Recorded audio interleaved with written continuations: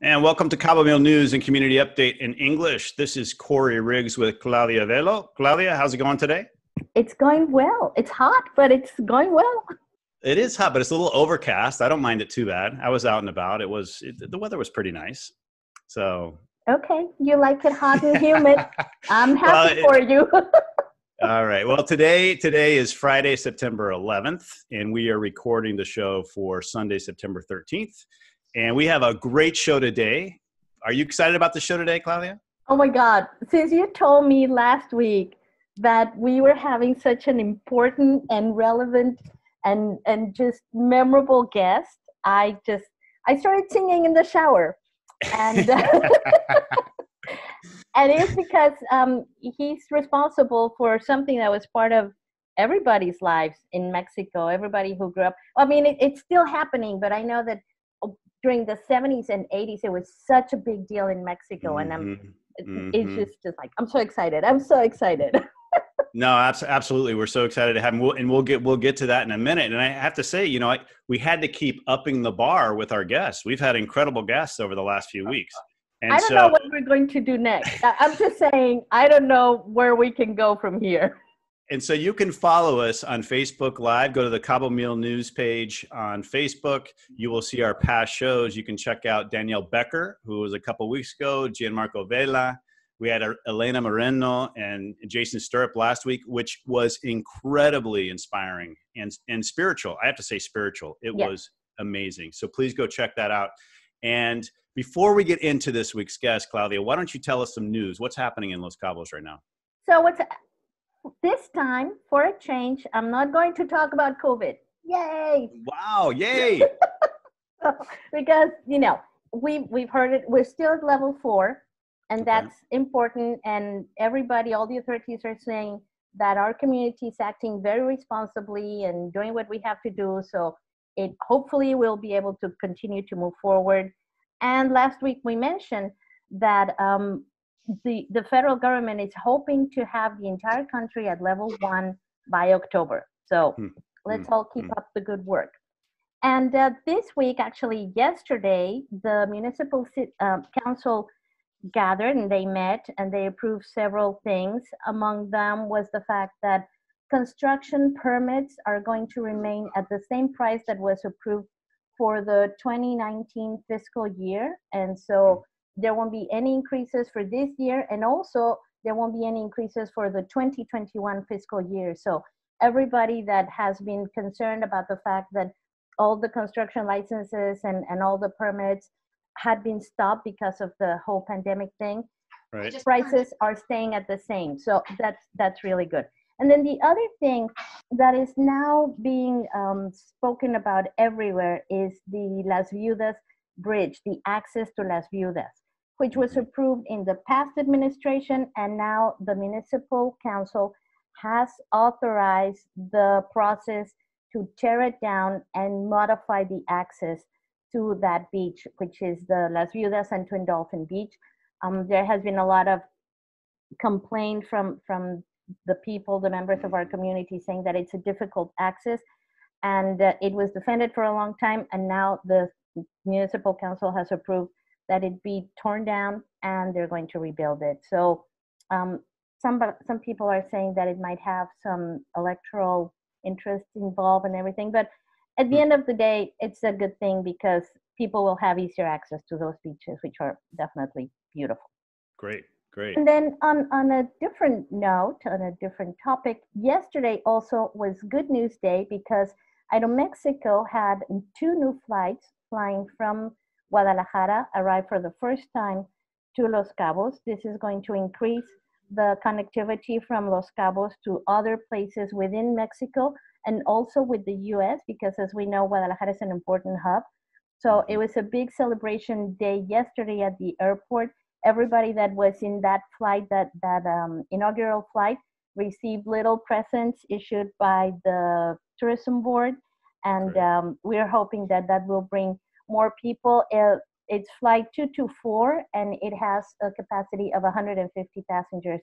So that's 300 passengers that will be coming to Los Cabos on a weekly basis. And of course, that's always good news. Yeah, that's and great. last but not least, Gaby Gutierrez, who I think we should have her. Maybe that's who we should have next. All right, we'll talk to her. I know she's listening because I just got a message from her, so Perfect. We'll have her next. So Gaby Gutierrez and Noé Espinosa were part of a conversation this morning in Cabo Noticias, and they were talking about what the exchange rate is going to be doing for the next year. And something that they mentioned is that because there's going to be a lot of different circumstances, including the elections in the U.S., the fact that the situation in Mexico with the economy is going to be up and down, there might be some spikes in the exchange rate, and it might register an exchange rate as high as 26 pesos per dollar, which if you're in a fixed income in dollars, that's a good thing, because now your dollar is going to go further. Wow, 26 per dollar. That's good or bad, depending on which side of the good or bad. But also keep in mind, this is just the spike that will be that could happen in case that there are certain circumstances that drive that. On average, we should be staying around that 21, 22 pesos per dollar. But still, if you have a fixed income, just kind of like keep your eye out, and when it's that high, get some pesos. I don't know. I mean, I'm not a financial advisor, so don't listen to anything I'm saying. We'll ask Gabby about that. We'll have her on the show. But let's go ahead. I want to get into this interview because I'm so excited. Claudia, you and I have spoken.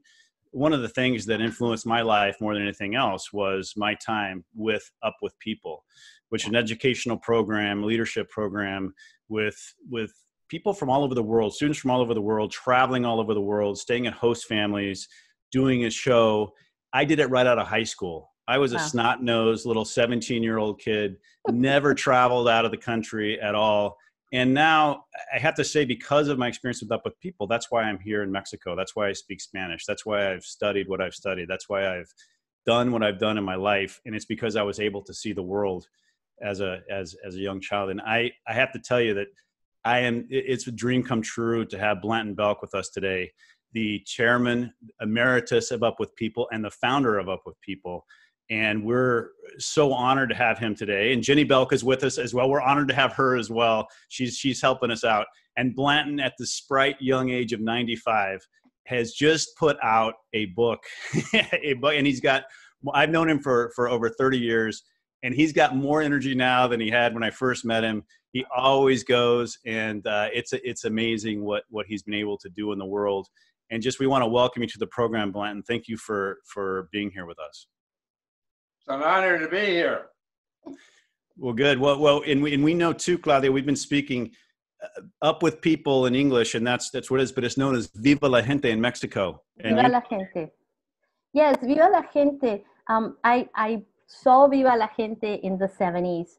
And this was a time when the world wasn't a global place at all. And all of a sudden, this show comes to Mexico, and it has people from all over the world. Not only that, it showed us that traveling and that coexisting with other cultures was something doable. In Mexico at the time, only if you were really, really wealthy were you able to study abroad or travel. But then all of a sudden there was this program that opened the possibilities. And I remember begging my grandmother to please let me go try. Of course, she didn't let me. But it opened my mind to the possibility of maybe I too can explore the world. Maybe I too can get in touch with other cultures. And it did that for at least all of my friends. So I'm sure that the impact that Viva la Gente had for thousands upon thousands of people in Mexico was extraordinary. So I'm honored to just be sitting here looking at you and to know that you are responsible for this incredible concept that has been current for so long. I'm honestly in awe. Thank you so much, and thank you, Corey, for making this possible. It's amazing. I'm excited. I'm singing Viva la Gente in my head. Very nice. well, we're Bland. So we're gonna get into it. And Bland, just welcome to the show, and thank you for being here. We know you put out a book. We're going to talk about that in a minute about your life up to this point. I know you've got another 95 years to go, lots more to do. But just welcome and thank you for being here. And tell us what you've been up to for the last few years, working on this book, and just what you've been doing. Writing this book. And I thought when I finished it, I was going to go down and get my boat in San Carlos, which I've kept a boat for 50 years, not this boat, but 3 different boats, and go fishing. But now that we published this book, I find I'm in the job of how are we going to get it out to the public? Well, Bland, tell us, the start of Up With People was in 1965, correct? 1965, called the Summer of Discontent. I don't know how old your audience is, but we got a lot of different ages, so you can. Well, nobody goes up to 95, I'm sure. But anyhow, we dreamed wildly because the feeling about all the demonstrations that was happening with the young people is the baby boomers of the Second World War went boom. And they were shutting up presidents of universities. They were demonstrating on the streets. And my wife and I had traveled the world, and we saw this as a global uprising of the young. Not only was universities like Berkeley in California exploding, or Columbia University in New York, the Sorbonne in France was blowing up.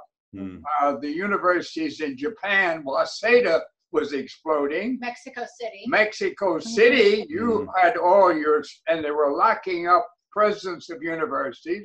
They were shutting the deans up. They were taking over campuses, and they were demanding more quickly a voice in their affairs of the university and their affairs for the future. And the feeling up here in North America was, how soon can we shut them up? Now, a group of us got together and said, look, let's pick that up. If we could get hold of that energy and what they're against and find out what they want to build once they get rid of all of us 32 years of age and past, and all the deans and the presidents are all done away with, what the hell do they want to build? And we decided to have a conference. We made a big leap of faith. And we got a big place on an island in Michigan. And that summer, 3,000 young people came to this gathering. It was a happening. We had a hootenanny, had big tents. And every evening we had a chance for them to express their ideas. And you got to remember, young people at that point were expressing their ideas either over Vietnam, which they were against, or the civil rights, which they were for in this country, through music. And they produced a very rough show called Sing Out, and they wanted to get off this island and try it out in the public, and we took them to Washington, D.C. to end this summer conference. We had no idea of going on the road. We had lived through a summer conference. It'd been a big success. All the young people had loved it, and they had this show with 100 of them. We took them to Washington. The senators heard about it, and 72 senators from both Republican and Democratic side. And think of that today. Can you find 72 congressmen for Republican and Democrat would get together? They got together and said, we're going to book a hotel, come, and they took the ballroom of the Hilton Hotel on Connecticut Avenue, and 4,000 people came. Wow. Those of you my age, looking back, we knew what was happening, but the young world had no idea what was happening during that period, but it was an explosion of young people. And at the end of that show, everybody in that audience was on their feet cheering.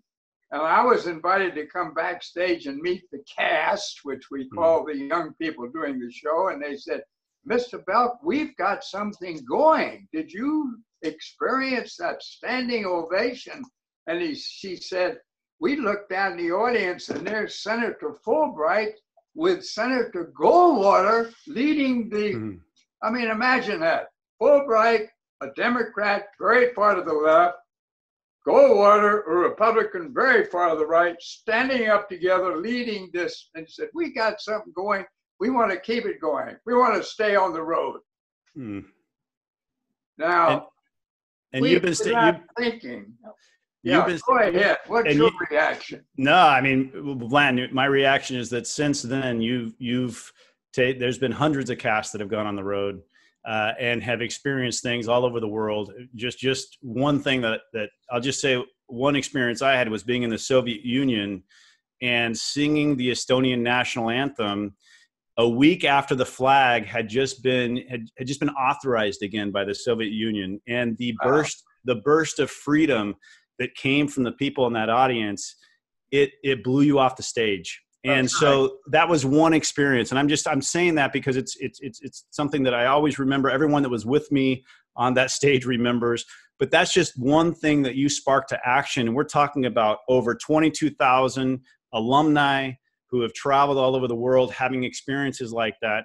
And just such a powerful thing that you've done for the world, and that continues to do for the world. I mean, Up With People still continues. And we're going to talk about why it's so relevant now. There's so many stories, Blanton, and it's hard to even pick which one to get into. But I've got some names here, and I'm just going to read them, and then we're going to pick. But all these people have had something to do with Up With People. Dwight D. Eisenhower, Jesse Owens, Eugene Cernan, Martin Luther King, Princess Margarita Portillo, Anthony Quinn, Margarita Zavala, Pope John Paul II, Brian Mulroney, the ex-PM of Canada, George H.W. Bush, Bill Clinton, Margarita Zavala. Oh, I said her twice. But so those are just some examples. And I think right now, especially what's going on in the world, Blanton, tell us about Martin Luther King and what happened with him. I think that is such a relevant story, and especially what's happening now these days. Well, my wife is not sitting next to me, but Jenny is a great stand-in, because usually Betty says, at some point, you've gone long enough. You're just getting started now. Don't worry. You're fine. You're fine. You got plenty of time, Blanton. And you were asking about Martin Luther King? Yep. I had an experience with my grandfather, who I was very close to. He died, and he was the great cotton man in South Carolina, and I grew up on his cotton plantation. Every summer. Every summer, I was there with all the relatives and all, and I was in training. This is the Second World War, and I was in training to become a naval officer. In the middle of my training, my father called me, who was a Presbyterian minister. I'm a preacher's kid, which we won't get into. But he was a Presbyterian minister, and he called me and said, sad news, your grandfather died. Please get leave and come to St. Matthews, this little town in South Carolina, for his service. And I went down there, and I'd done that. We did that every summer on my grandfather's place. He was a fabulous gentleman. We went to the graveyard with cars, and when we got out, there must have been 70 or 80 Black people outside the picket fence. The picket fence was around the cemetery. And I said to myself, why can't they come in? And I learned at that point, I was at the heart of segregation. They weren't allowed. They had barred. All of them had on dark suits. The women all had on dresses. They barred them. No cars. They didn't have cars at that point in life. They'd come on the mules. They'd come on everything. And I went in there, and I turned around and looked down the line, and there was a young Black man named James, who every winter my grandfather picked him to go hunting with me or fishing in the summertime. He was standing in the line with his cap over his heart, but he wouldn't look at me.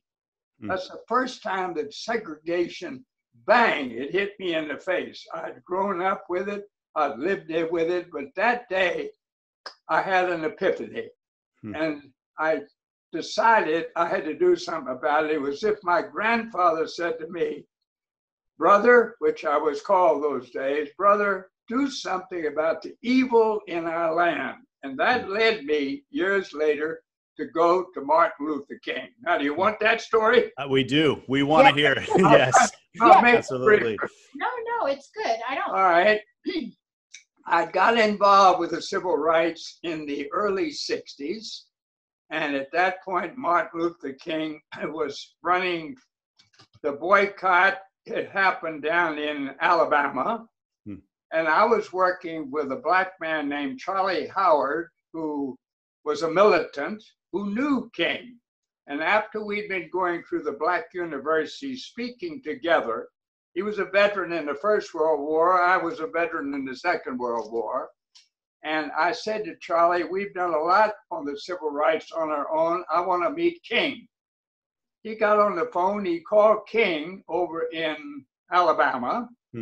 And 3 days later, a call came back from the secretary. You have a date on Monday, 10 o'clock in the morning. Charlie and I left, and we made a big mistake because the host we were staying with, the Wolford family, loaned us one of their big black Packard cars. I'm driving, and Charlie, 220 pounds of athlete, is sitting next to me in the front seat.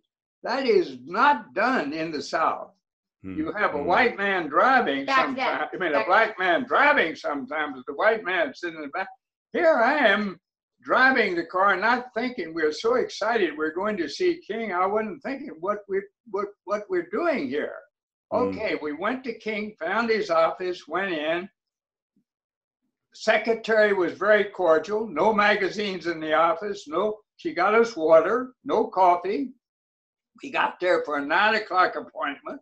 About 200 miles from Atlanta over to Alabama. I said to Charlie, I don't think we should sit here anymore. He said, we're going to wait.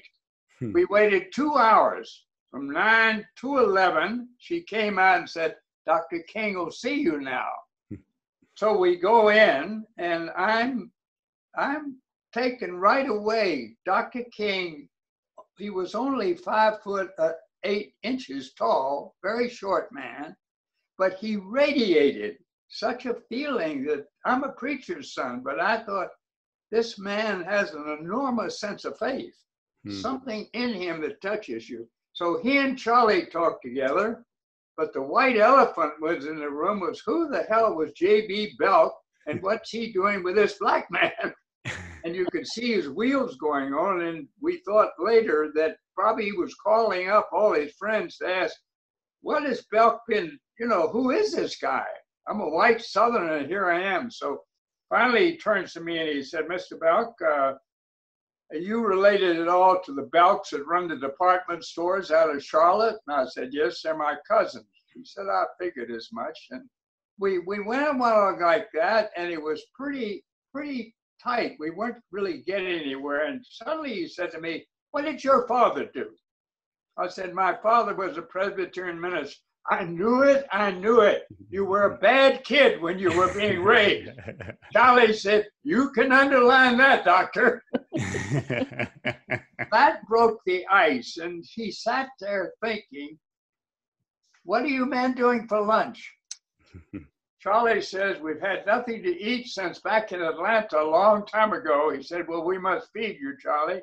He picked up the phone. He said, Coretta, I've got some interesting men here, and I'm bringing them to lunch. He said to us, follow me. We came out and followed his car to his house. Nice white shingle house with a picket fence around it.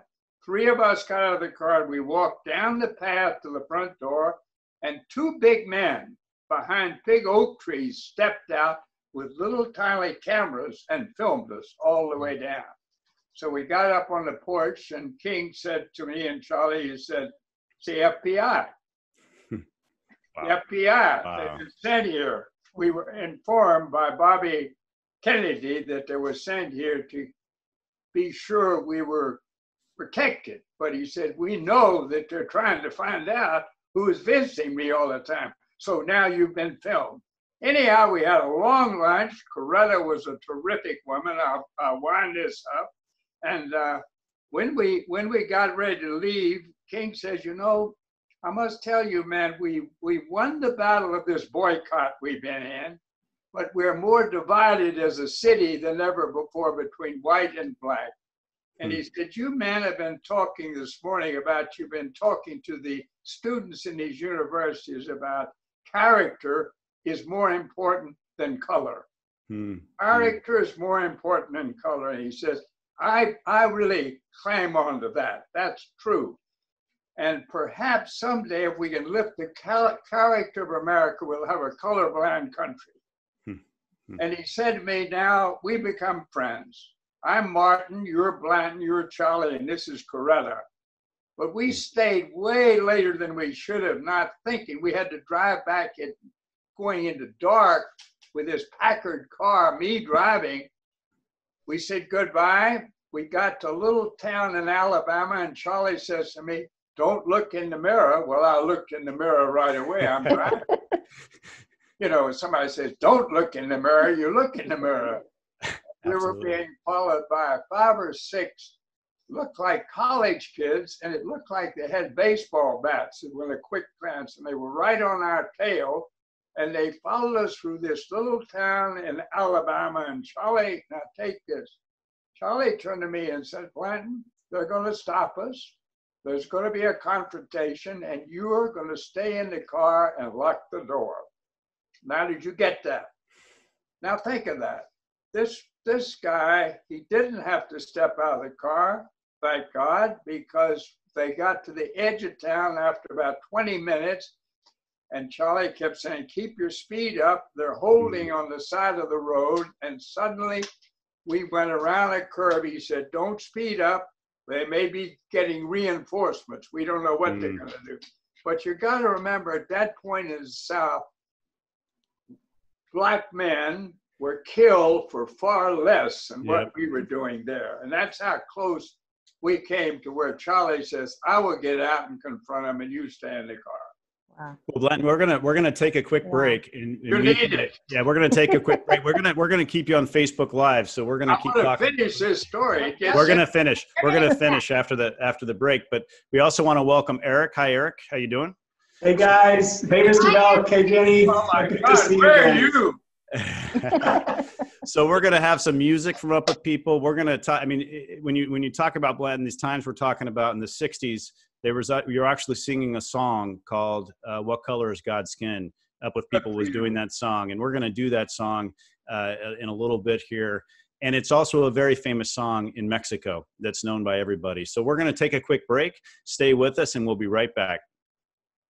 3, 2. Welcome back to Cabomil News and Community Update. What an incredible show we have today. I'm so excited to welcome Eric and Jill Lentz to the show. Eric was a senior vice president of Up With People for a very long time. He ran all the music. Jill, very involved in Up With People. I know she's doing something incredible now too, what we can talk about. But Jill and Eric, thank you so much. Long time Up With People alumni, have been involved for years. Thanks for coming. They're going to share some music with us. And Blanton, you left everybody in the audience on the edge of their seat. We're in Alabama in the mid 60s, and you got someone following you. What happened next? I was hoping we were going to hear a song. No, that's We're going to go for it. We're going to go for the song in a minute. We're going to go for the song, but we got to finish. We sat in the car. Charlie and I sat in the car, not saying a word, and we kept this Packard. I mean, imagine a white guy driving a Packard with a black man sitting next to him. People had been murdered for far less than that in Alabama, Georgia, South Carolina, and those states. I was a Southerner, I know that. Anyhow, they finally dropped behind and we kept going, and finally we took a big, because we figured after about 10 minutes they weren't following us and we went home. Okay, I'll jump fast forward. King comes to Washington to make his first speech, and he did it at the Lincoln Memorial. And I heard he was going to speak, and I went up to Washington. I went to his press conference the day before, but it was such a crowd I couldn't get there. He finished his speech, and I said to myself, I really ought to say hello to Dr. King. I made myself up to the bottom of the Lincoln Memorial. Went up the steps. They had an enormous crowd, all black people. I'm the only white people, but I was like Dr. Livingston. Anyhow, I see this group in there, and King somehow saw me, and he said, Blanton, come on in. The sea's open like the Nile. And I walked in, and he came over and said, Blanton, what did you think about my speech? And I said, well, it resonated with me, and I'm a white Southerner, and I think it's going to resonate with them. But I said to him, Martin, the real thing that resonated was you. Mm-hmm. Your words did a lot, but your sincerity as a man resonated with everything. Okay, and I thought I better move quickly if I'm going to do any more with him. But just at that point, he was being pulled away. And I said, Martin, what are you doing for dinner? and Blanton, this is the I Have a Dream speech. I just want everybody, it's not the I Have a Dream speech. This is good to clarify. This was earlier. This was the Get Out the Vote speech. Okay. And it was in 63. Oh, excuse me. 63 or 64. No, sorry. 1957. And, oh, wow. So many early on, but it was also, it's a very well-known, important speech. But yes, It was the Get Out the Vote. This was his speech, Give Us the Vote. Give us the vote, and we will make a difference in this country. They had no vote. Remember, think of that. The black people had no vote in our country up till then. Anyhow, when I finally said to King, what are you doing for dinner? And he turned to Ralph Abernathy, his top man, and he said, Ralph, what are we doing? And Ralph turned to somebody else. There was no plan. And at that point, King was being pulled away. I said, look, I've got the use of a house. Come to dinner. And King said to Ralph, get the number. We'll go. So I rushed back, and there were two black cooks who were friends of mine. And I went in and I said, guess who's coming to dinner?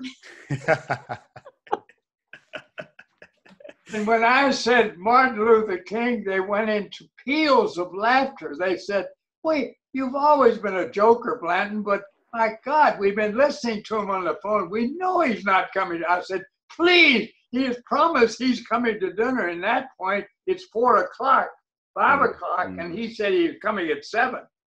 Finally, I convinced him. So I went into the big dining room.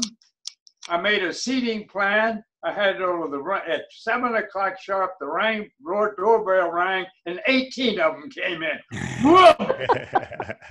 My God, my seating plan went to hell. Everything went to hell. And King came roaring in with Dr. King Sr., Ralph Abernathy, all the leadership of the NAACP came in the hall. Boom, like that. And I had this seating.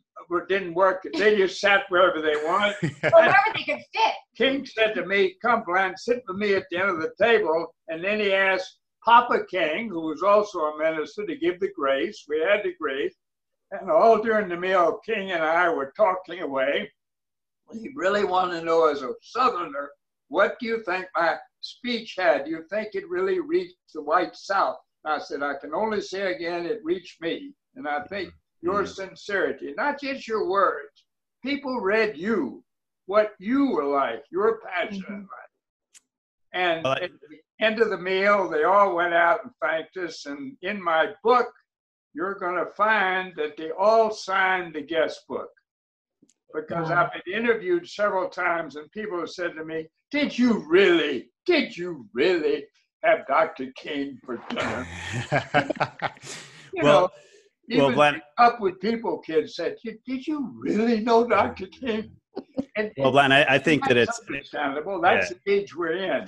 Yeah, I think, Blanton, it's incredible because you can really see Dr. Martin Luther King's message comes through what you created over the years. And we've talked about it before. We're going to pivot to Mexico a little bit, but before we do that, we want to bring in Eric and Jill here, and we want to highlight a song that is actually still very well known in Mexico. It's if you sing it anywhere, everyone knows it. They're gonna do it in English. I think you're gonna do one verse in Spanish, right, Eric?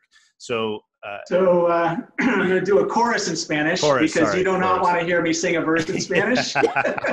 Sorry, so I'm just going to do this one solo, and then Jill's going to join for a couple songs later. This sounds great. Provided we get to them in the next half hour, because we have family logistics to get to. Do you? Okay, we'll make sure we get to them. But just want to go ahead and turn it over. This song was being sung in the '60s in the South. Just think of that, and was sung all over the world. So go ahead, Eric. You got it.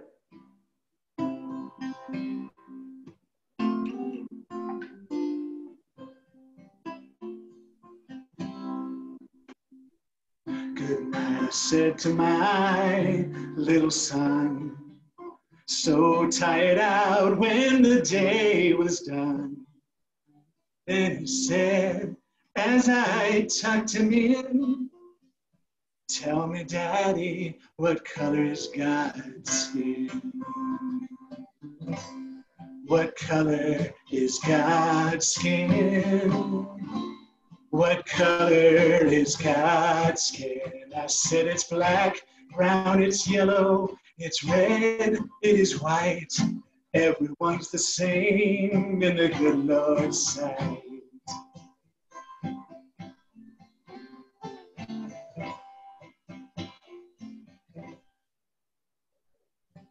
He looked at me with those shining eyes, and I knew I could tell no lies when he said, Daddy, why do the different races fight if we're the same in the good Lord's sight? ¿De qué color es la piel de Dios? ¿De qué color es la piel de Dios? Dije negra, amarilla, roja y blanca es. Todos son iguales a los ojos de Dios. Todos son iguales a los ojos de Dios.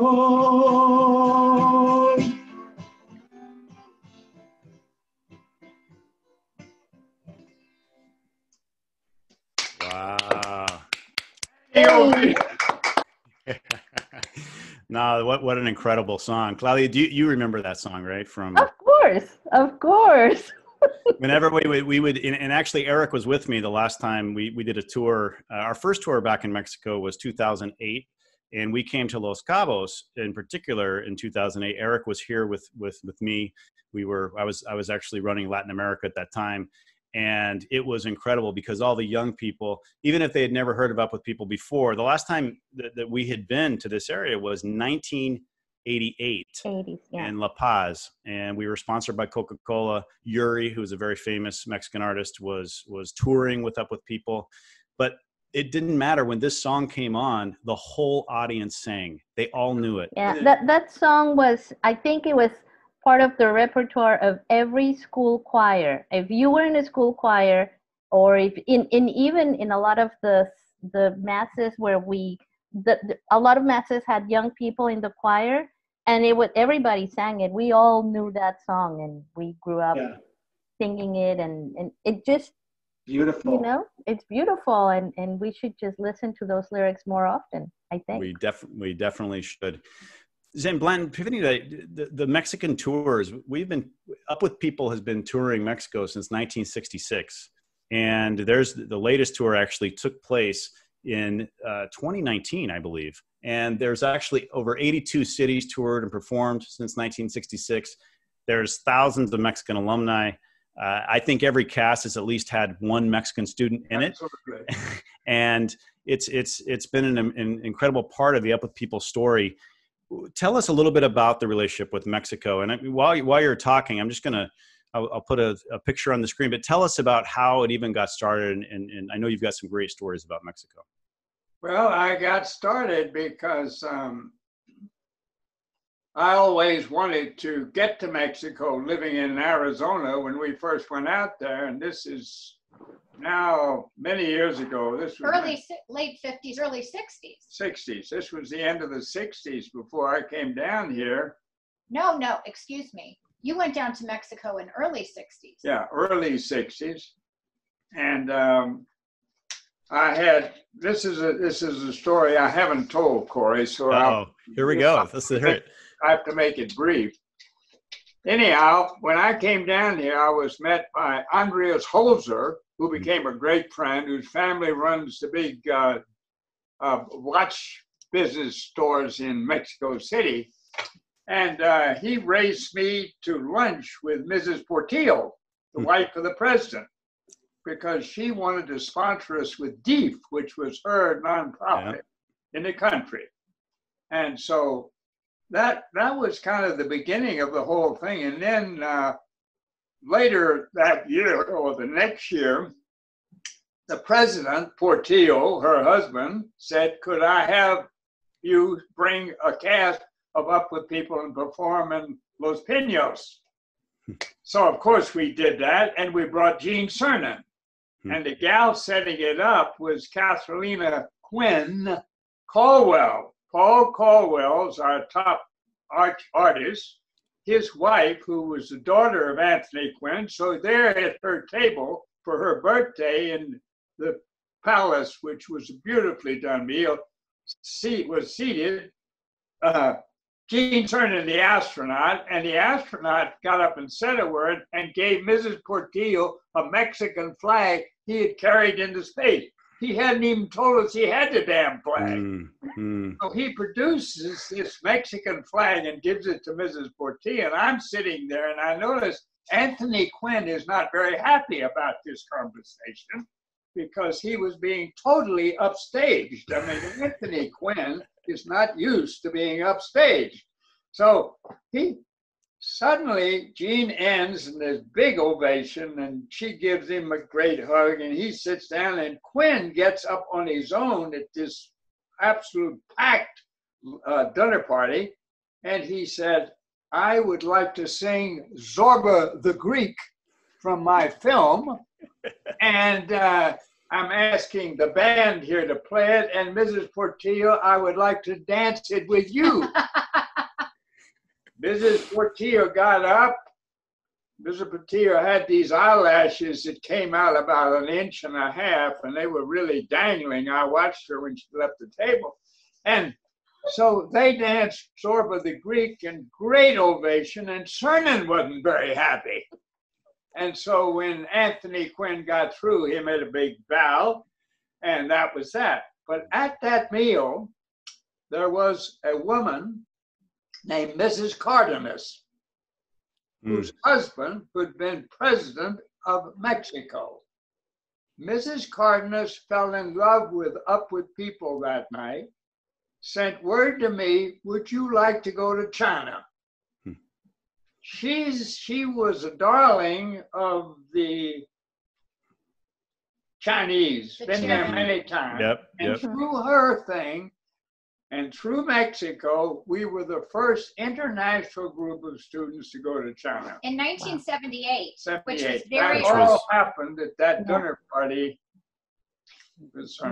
Well, Mexico has been wonderful. We also have a small casa up in San Carlos, up in Sonora.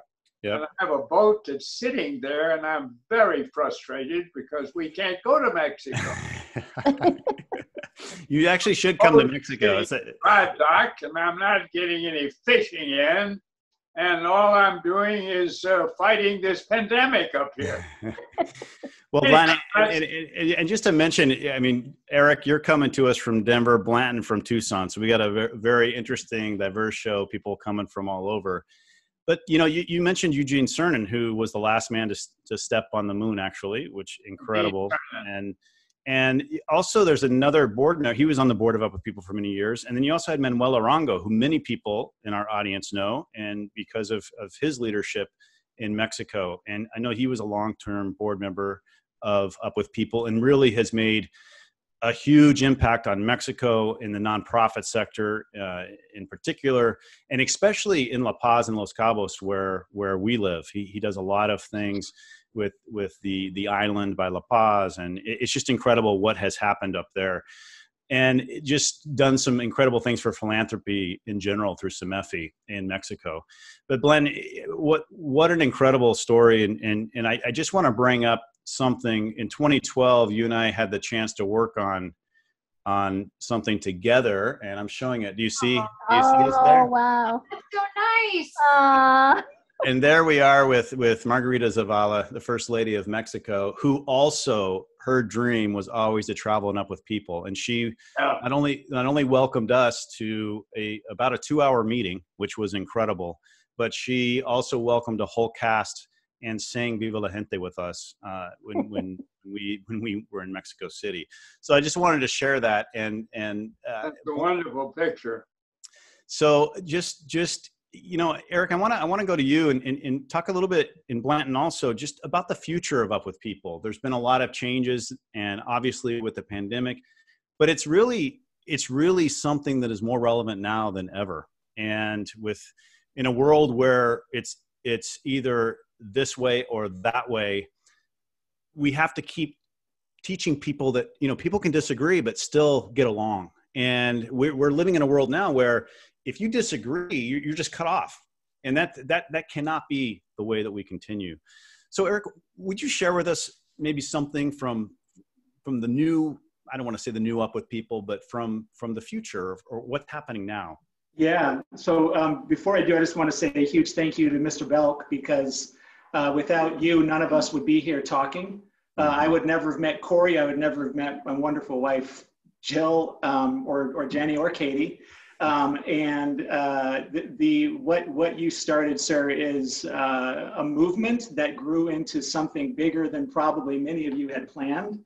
And it was always based on the voice and the power of the youth, which is what drew me to it as a young person and what kept me young and kept me working there for so many years. And Corey, I think there's going to take more than a global pandemic to shut this dream down. Mm-hmm. It's dormant right now because it has to be for safety. But I think the future, it has to be reliant 100% on the voice and the power of the youth, because that is what has kept it relevant up until 2020. Those of us who are past the age of being called youth anymore, even though we may have youthful outlooks, our job has always been to just keep an ear and just listen and try to mentor and guide the next generation through and using their voices for positive change. And I think what we see in the world today, starting probably with the Arab Spring and then growing through all of the youth protests led over the past couple of years, you can kind of take this feeling and place it back in 1965 and feel a very similar vibe. Yeah. Very similar, yes. Yeah. We've come full circle. You're right on, yeah. Yeah, and so if you ask me, I think as long as there are young people, and we've got two, we have 2 young people living at home with us who happen to be our sons. And I know there are Belk grandchildren out there, one of whom has traveled. Yes. But as long as there are young people, there is power and there is hope for the future of this message. Mm-hmm. Well, we got so true, Eric. Yeah. Thank you for that. Yes, thank you. And good statement and good convictions. And you and Jill are wonderful alumni who have been a support for many, many years. And we are very grateful for the alumni of Up With People and friends and family of Up With People alumni who are our extended family. And I think that's part of what keeps all of us going during this pandemic is knowing that we have these people out there, even if we can't be together. I think we all feel like that in the world. That's what keeps us all from going completely nuts right now. 100%. You asked a minute ago what I see for the future. Yep. I don't think many people see past the pandemic right now. I mean, I don't know. I know that we have some opportunities that maybe our new CEO, who I think the world of, have you met, did you meet him when you were traveling? I have met him. I have met him before. I don't know him very well, but I've met him before. Well, his story is so unbelievable of what happened to him as a person. But we were in Cuba. I promise, you remember the first cast, come with us. We'll take you to Russia. We'll take you to China. We'll take you to Cuba. We'll take you to South Africa. Well, it wasn't till 40 years later that we got to Cuba and Israel, which I promised back in the 60s, but we got there. So you never turn loose of a dream. And you always got it in your mind, and someday you're going to cross with somebody like you and I came down here unexpected what to do, and who'd we run into? Jose Lever, introduced to us by the dean of the University of Arizona, because he represents, and Jose did a hell of a lot for you and me down here. Yep. Then Jose said, have you ever been to Cuba? We said, no, but we'd like to go. I'm your man. How do we get to Cuba? Through Jose. We go over there, and now this last opportunity, which we talked to Manuel Arango about, and he said, if you do that, I'll help you raise money. My God, I mean, if one of the wealthiest men in the country said, I'll help you raise money, we'd be quite asses not to accept it. Nobody comes to nonprofits and gets away without producing. But anyhow, Cuba's what the Cubans have raised with us is, would you take our best talent? You take the best talent so that the world knows young people are full of talent, young Cuba. So that's independent. That's one thing on that plate. Yeah, let's hear our song. Let's go for it, Eric. That's a perfect transition, because this is the song that we closed the show with down in Cuba. That was my first chance to write with my mentor and hero, Paul Caldwell. So we wrote this song together along with Michael Bowerman and Pat Murphy and a few others. It was inspired by the Arab Spring and by the power of the youth. It's called Voices, and it's going to feature Jill Lentz on lead vocal. Restless hearts beat like thunder, echoing from the square. The fire burns just like the passion in those gathered there. People waving banners, chanting as cameras roll. We carry the torch of justice for one and for all. Oh, they carry the torch for one and for all. Here we are, and now the story is changing.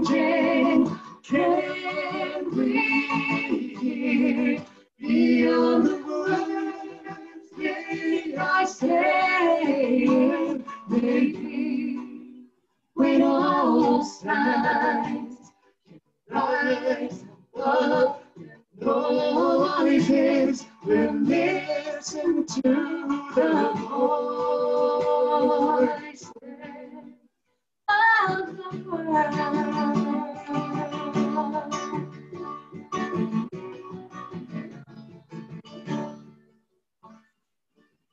Hear the voice of my dad. The job that he works is gone dry. A world away, there's a mother too worn out to cry. And all that I place in the cradle of war. It's the only life they've ever known. Somehow there's got to be more. There's got to be more voices that say someday there must be something more.